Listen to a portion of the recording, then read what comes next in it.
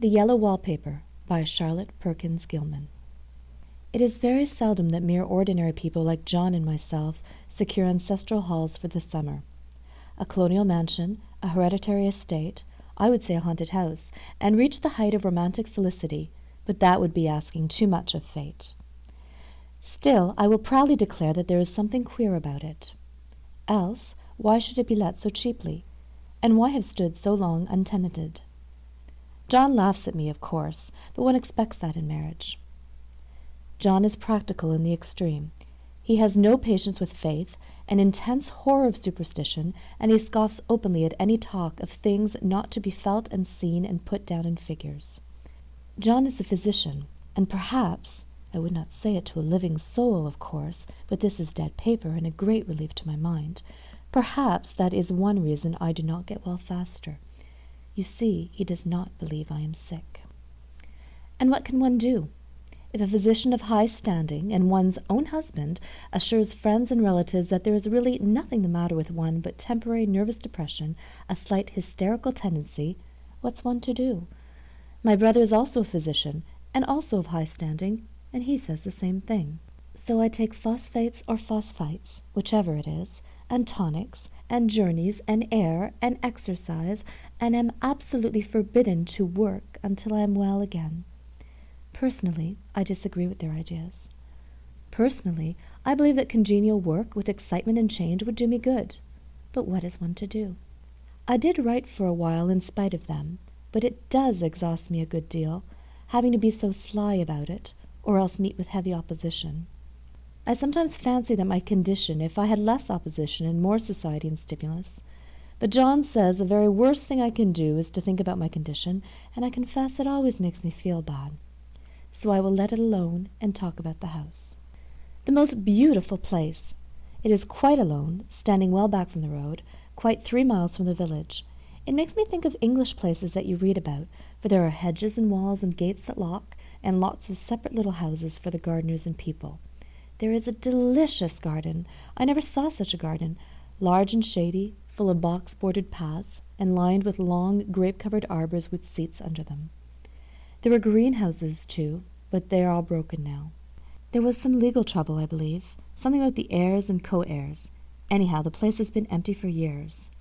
That spoils my ghostliness, I'm afraid, but I don't care. There's something strange about the house. I can feel it. I even said so to John one moonlight evening, but he said what I felt was a draught and shut the window. I get unreasonably angry with John sometimes. I'm sure I never used to be so sensitive. I think it's due to this nervous condition. But John says if I feel so, I shall neglect proper self-control, so I take pains to control myself, before him at least, and that makes me very tired. I don't like our room a bit. I wanted one downstairs that opened on the piazza and had roses all over the window and such pretty old-fashioned chintz hangings, but John would not hear of it. He said there was only one window and not room for 2 beds, and no near room for him if he took another. He is very careful and loving, and hardly lets me stir without special direction. I have a scheduled prescription for each hour in the day. He takes all care for me, and so I feel basely ungrateful not to value it more. He said when we came here solely on my account that I was to have perfect rest and all the air I could get. Your exercise depends on your strength, my dear, said he, and your food somewhat on your appetite, but air you can absorb all the time. So we took the nursery at the top of the house. It is a big, airy room, the whole floor nearly, with windows that look all ways, and air and sunshine galore. It was nursery first, and then playroom and gymnasium, I should judge, for the windows are barred for little children, and there are rings and things in the walls. The paint and paper look as if a boys' school had used it. It is stripped off, the paper, in great patches all around the head of my bed, about as far as I can reach, and in a great place on the other side of the room low down. I never saw worse paper in my life. One of those sprawling, flamboyant patterns committing every artistic sin. It is dull enough to confuse the eye in following, pronounced enough to constantly irritate and provoke study, and when you follow the lame, uncertain curves for a little distance, they suddenly commit suicide, plunge off at outrageous angles, destroy themselves in unheard-of contradictions. The color is repellent, almost revolting, a smoldering, unclean yellow, strangely faded by the slow-turning sunlight. It is a dull yet lurid orange in some places, a silky sulphur tint in others. No wonder the children hated it. I should hate it myself if I had to live in this room long. There comes John, and I must put this away. He hates to have me write a word. We have been here 2 weeks, and I haven't felt like writing before since that first day. I am sitting by the window now, up in this atrocious nursery, and there is nothing to hinder my writing as much as I please, save lack of strength. John is away all day, and even some nights when his cases are serious. I am glad my case is not serious, but those nervous troubles are dreadfully depressing. John does not know how much I really suffer. He knows there's no reason to suffer, and that satisfies him. Of course it is only nervousness. It does weigh on me so not to do my duty in any way. I meant to be such a help to John, such a real rest and comfort, and here I am a comparative burden already. Nobody would believe what an effort it is to do what little I am able, to dress and entertain and other things. It is fortunate that Mary is so good with the baby, such a dear baby, and yet I cannot be with him. It makes me so nervous. I suppose John was never nervous in his life. He laughs at me so about this wallpaper. At first he meant to repaper the room, but afterwards he said I was letting it get the better of me, and that nothing was worse for a nervous patient than to give way to such fancies. He said that after the wallpaper was changed it would be the heavy bedstead, then the barred windows, and then that gate at the head of the stairs, and so on. "You know the place is doing you good," he said, "and really, dear, I don't care to renovate the house just for a 3 months' rental." "Then do let us go downstairs," I said. "There are such pretty rooms there." Then he took me in his arms and called me a blessed little goose, and said he would go down to the cellar if I wished, and have it whitewashed into the bargain. But he is right enough about the beds and windows and things. It is an airy and comfortable room as any one need wish, and of course I would not be so silly as to make him uncomfortable just for a whim. I'm really getting quite fond of the big room, all but that horrid wallpaper. Out of one window I can see the garden, those mysterious deep-shaded arbors, the riotous old-fashioned flowers, and bushes and gnarly trees. Out of another I get a lovely view of the bay and a little private wharf belonging to the estate. There is a beautiful shaded lane that runs down there from the house. I always fancy I see people walking in these numerous paths and arbors, but John has cautioned me not to give way to fancy in the least. He says that with my imaginative power and habit of story-making, a nervous weakness like mine is sure to lead to all manner of excited fancies, and that I ought to try to use my will and good sense to check the tendency. So I try. I think sometimes that if I were only well enough to write a little more, it would relieve the press of ideas and rest me. But I find I get pretty tired when I try. It is so discouraging not to have any advice and companionship about my work. When I get really well, John says we will ask Cousin Henry and Julia down for a long visit, but he says he would as soon put fireworks in my pillowcase as to let me have those stimulating people about now. I wish I could get well faster. But I must not think about that. This paper looks to me as if it knew what a vicious influence it had. There is a recurrent spot where the pattern lolls like a broken neck, and 2 bulbous eyes stare at you upside down. I get positively angry with the impertinence of it and the everlastingness. Up and down and sideways they crawl, and those absurd, unblinking eyes are everywhere. There's one place where 2 breadths didn't match, and the eyes go all up and down the line, one a little higher than the other. I never saw so much expression in an inanimate thing before, and we all know how much expression they have. I used to lie awake as a child and get more entertainment and terror out of blank walls and plain furniture than most children could find in a toy store. I remember what a kindly wink the knobs of our big old bureau used to have, and there was one chair that always seemed like a strong friend. I used to feel that if any of the other things looked too fierce, I could always hop into that chair and be safe. The furniture in this room is no worse than inharmonious, however, for we had to bring it all from downstairs. I suppose when this was used as a playroom, they had to take the nursery things out, and no wonder. I never saw such ravages as the children have made here. The wallpaper, as I said before, is torn off in spots, and it sticketh closer than a brother. They must have had perseverance as well as hatred. Then the floor is scratched and gouged and splintered, the plaster itself is dug out here and there, and this great heavy bed, which is all we found in the room, looks as if it had been through the wars. But I don't mind it a bit, only the paper.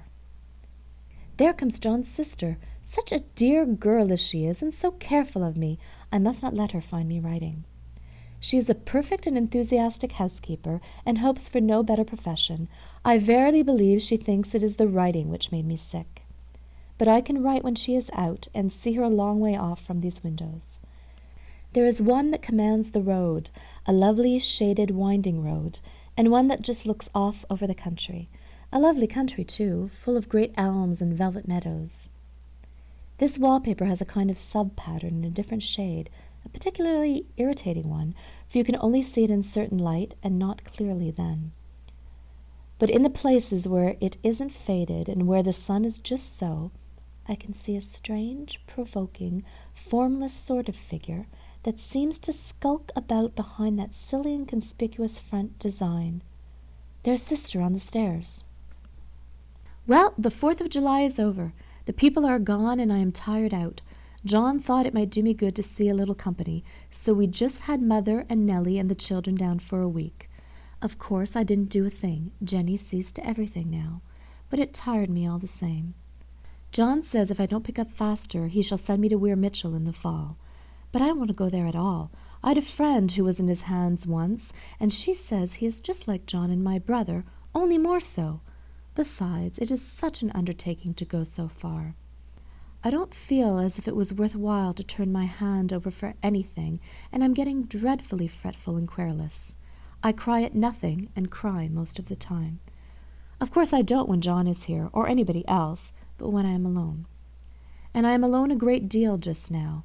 John is kept in town very often by serious cases, and Jenny is good and lets me alone when I want her to. So I walk a little in the garden, or down that lovely lane, sit on the porch under the roses, and lie down up here a good deal. I'm getting fond of the room in spite of the wallpaper, perhaps because of the wallpaper. It dwells in my mind so. I lie here on this great immovable bed. It is nailed down, I believe, and follow that pattern about by the hour. It is as good as gymnastics, I assure you.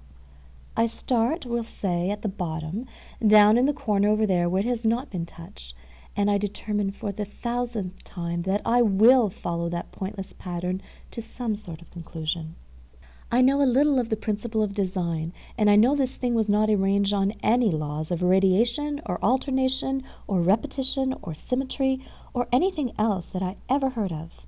It is repeated, of course, by the breaths, but not otherwise. Looked at in one way, each breath stands alone, the bloated curves and flourishes, a kind of debased Romanesque with delirium tremens, go waddling up and down in isolated columns of fatuity. But, on the other hand, they connect diagonally, and the sprawling outlines run off in great slanting waves of optic horror, like a lot of wallowing seaweeds in full chase. The whole thing goes horizontally, too, at least it seems so, and I exhaust myself in trying to distinguish the order of its going in that direction. They have used a horizontal breadth for a frieze, and that adds wonderfully to the confusion.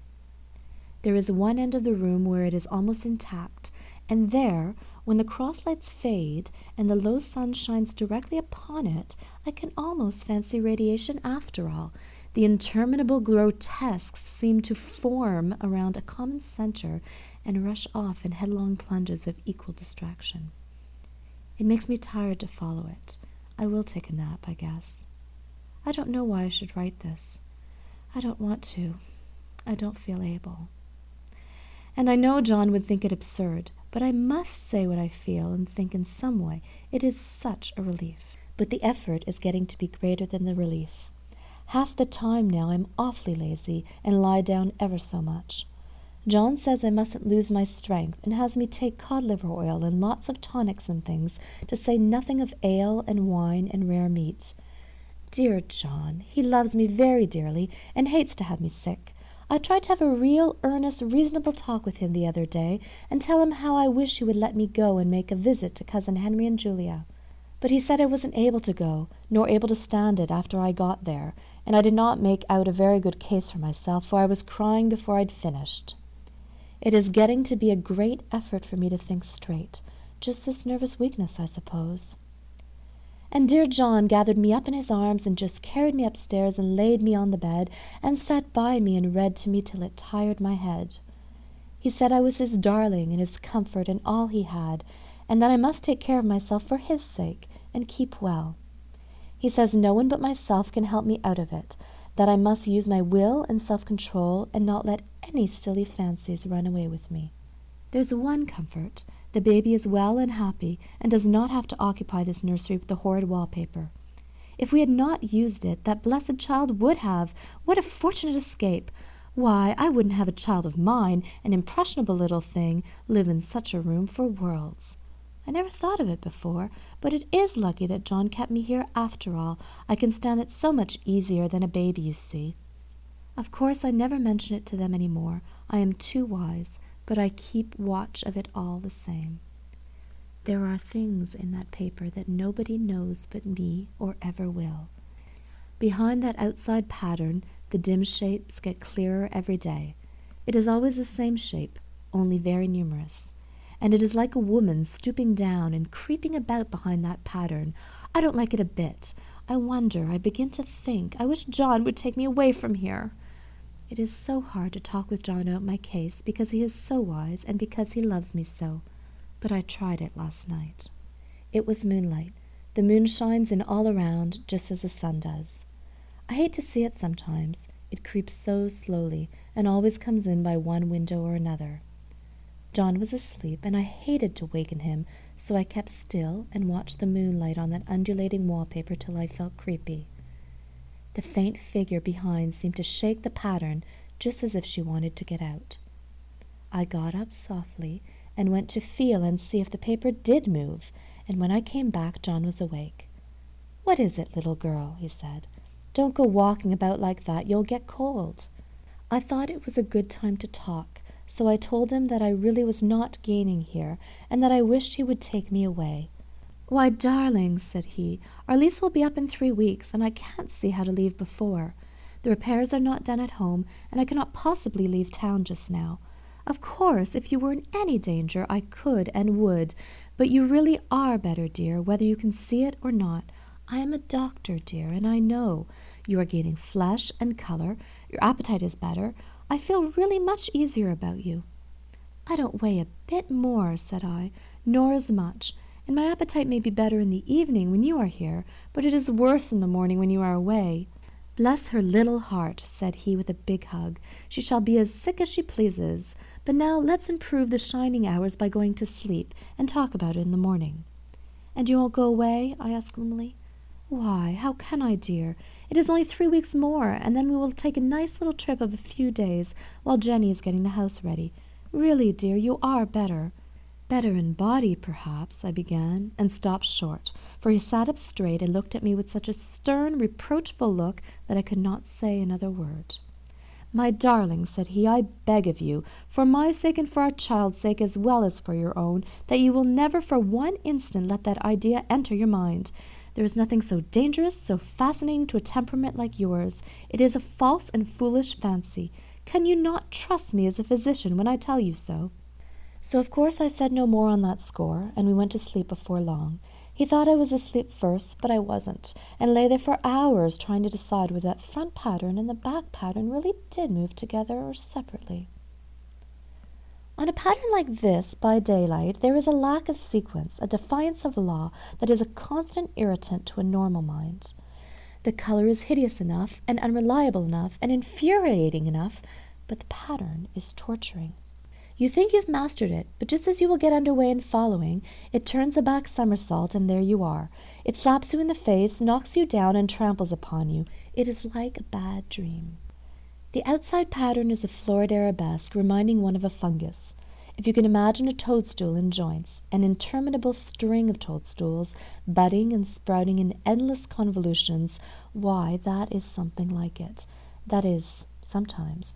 There is one marked peculiarity about this paper, a thing no one seems to notice but myself, and that is that it changes as the light changes. When the sun shoots in through the east window, I always watch for that first long, straight ray. It changes so quickly that I never can quite believe it. That is why I watch it always.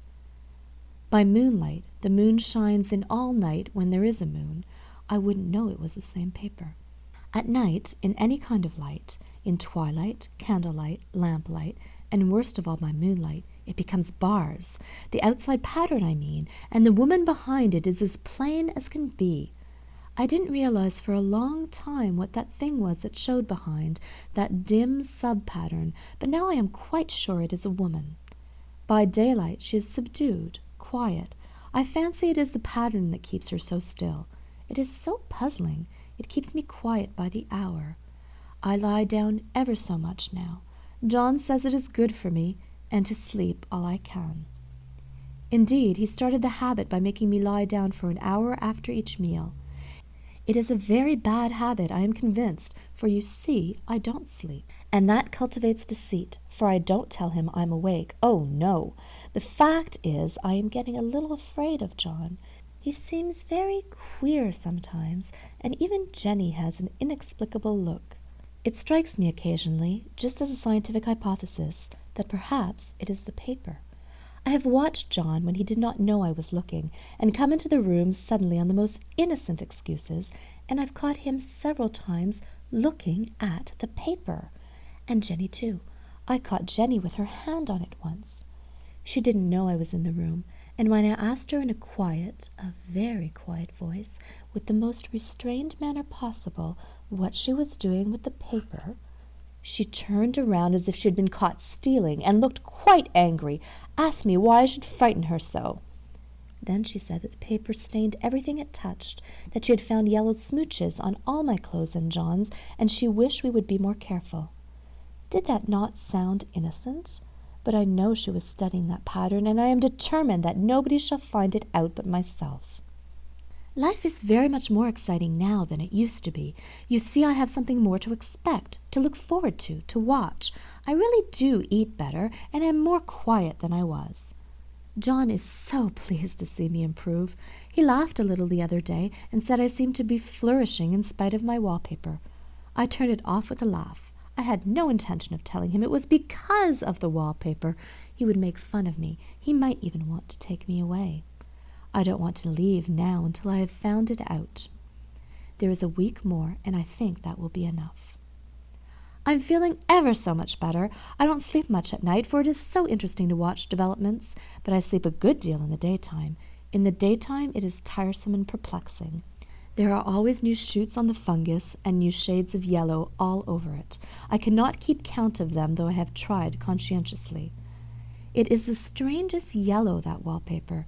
It makes me think of all the yellow things I ever saw, not beautiful ones like buttercups, but old, foul, bad yellow things.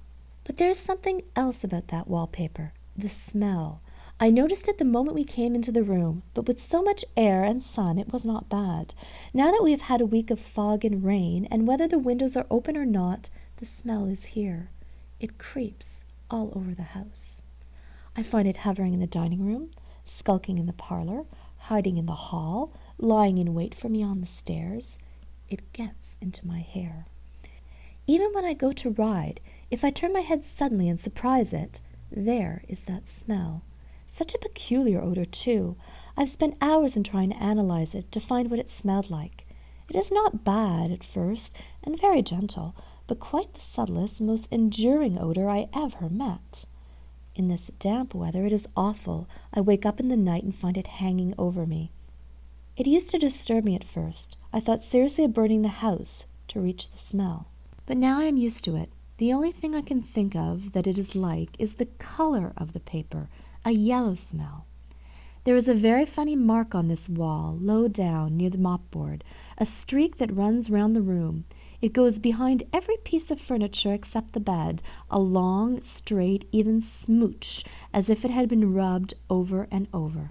I wonder how it was done and who did it, and what they did it for. Round and round and round, round and round and round. It makes me dizzy. I really have discovered something at last. Through watching so much at night when it changes so, I have finally found out. The front pattern does move, and no wonder the woman behind shakes it. Sometimes I think there are a great many women behind, and sometimes only one, and she crawls around fast, and her crawling shakes it all over. Then, in the very bright spots, she keeps still, and in the very shady spots, she just takes hold of the bars and shakes them hard. And she is all the time trying to climb through, but nobody could climb through that pattern. It strangles so. I think that is why it has so many heads. They get through, and then the pattern strangles them off and turns them upside down and makes their eyes white. If those heads were covered or taken off, it would not be half so bad. I think that woman gets out in the daytime, and I'll tell you why, privately. I've seen her. I can see her out every one of my windows. It is the same woman, I know, for she is always creeping, and most women do not creep by daylight. I see her on that long road under the trees, creeping along, and when a carriage comes, she hides under the blackberry vines. I don't blame her a bit. It must be very humiliating to be caught creeping by daylight. I always lock the door when I creep by daylight. I can't do it at night, for I know John would suspect something at once. And John is so queer now that I don't want to irritate him. I wish he would take another room. Besides, I don't want anybody to get that woman out at night but myself. I often wonder if I could see her out of all the windows at once. But, turn as fast as I can only see out of one at a time. And though I always see her, she may be able to creep faster than I can turn. I have watched her sometimes away off in the open country, creeping as fast as a cloud shadow in a high wind. If only that top pattern could be gotten off from the under one. I mean to try it, little by little.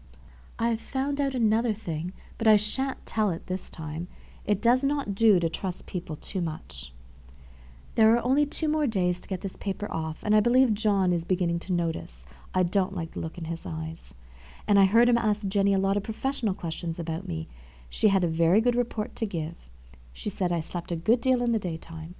John knows I don't sleep very well at night, for I'm all so quiet. He asked me all sorts of questions, too, and pretended to be very loving and kind, as if I couldn't see through him. Still, I don't wonder he acts so, sleeping under this paper for 3 months. It only interests me, but I feel sure John and Jenny are secretly affected by it. Hurrah! This is the last night, but it is enough. John is to stay in town overnight and won't be out until this evening. Jenny wanted to sleep with me, the sly thing, but I told her I should undoubtedly rest better for a night all alone. That was clever, for really I wasn't alone a bit. As soon as it was moonlight and that poor thing began to crawl and shake the pattern, I got up and ran to help her. I pulled and she shook, I shook and she pulled, and before morning we had peeled off yards of that paper, a strip about as high as my head and half around the room. And then when the sun came and that awful pattern began to laugh at me, I declared I would finish it today. We go away tomorrow, and they are moving all my furniture down again to leave things as they were before. Jenny looked at the wall in amazement, but I told her merrily that I did it out of pure spite at the vicious thing. She laughed and said she wouldn't mind doing it herself, but I must not get tired. How she betrayed herself that time. But I am here, and no person touches this paper but me, not alive. She tried to get me out of the room. It was too patent. But I said it was so quiet and empty and clean now that I believed I would lie down again and sleep all I could, and not to wake me even for dinner. I would call when I woke. So now she is gone, and the servants are gone, and the things are gone, and there is nothing left but that great bedstead nailed down with the canvas mattress we found on it. We shall sleep downstairs tonight and take the boat home tomorrow. I quite enjoy the room now that it is bare again. How those children did tear about here! This bedstead is fairly gnawed, but I must get to work. I have locked the door and thrown the key down into the front path. I don't want to go out, and I don't want to have anybody come in till John comes. I want to astonish him. I've got a rope up here, and that even Jenny didn't find. If that woman does get out and tries to get away, I can tie her. But I forgot I could not reach far without anything to stand on. This bed will not move. I tried to lift and push it until I was lame, and then I got so angry I bit off a little piece at one corner, but it hurt my teeth. Then I peeled off all the paper I could reach standing on the floor. It sticks horribly, and the pattern just enjoys it. All those strangled heads and bulbous eyes and waddling fungus growths just shriek with derision. I am getting angry enough to do something desperate. To jump out the window would be admirable exercise, but the bars are too strong even to try. Besides, I wouldn't do it. Of course not. I know well enough that a step like that is improper and might be misconstrued. I don't want to look out the windows even. There are so many of those creeping women, and they creep so fast. I wonder if they all come out of the wallpaper as I did. But I am securely fastened now by my well-hidden rope. You don't get me out in the road there. I suppose I shall have to go back behind the pattern when it comes night, and that is hard. It is so pleasant to be out in this great room and creep around as I please. I don't want to go outside. I won't, even if Jenny asks me to. For outside you have to creep on the ground, and everything is green instead of yellow. But here I can creep smoothly on the floor, and my shoulder just fits in that long smooch around the wall, so I cannot lose my way. Why, there's John at the door. It is no use, young man, you can't open it. How he does call and pound. Now he's crying for an axe. It would be a shame to break down that beautiful door. "John, dear," I said in the gentlest voice, "the key is down by the front steps, under a plantain leaf." That silenced him for a few moments. Then he said, very quietly indeed, "Open the door, my darling." "I can't," said I. "The key is down by the front door, under a plantain leaf." And then I said it again, several times, very gently and slowly, and said it so often that he had to go and see, and he got it, of course, and came in. He stopped short by the door. "What is the matter?" he cried. "For God's sakes, what are you doing?" I just kept on creeping just the same, but I looked at him over my shoulder. "I've got out at last," said I, "in spite of you and Jane, and I've pulled off most of the paper, so you can't put me back. Now why should that man have fainted? But he did, and right across my path by the wall, so that I had to creep over him every time."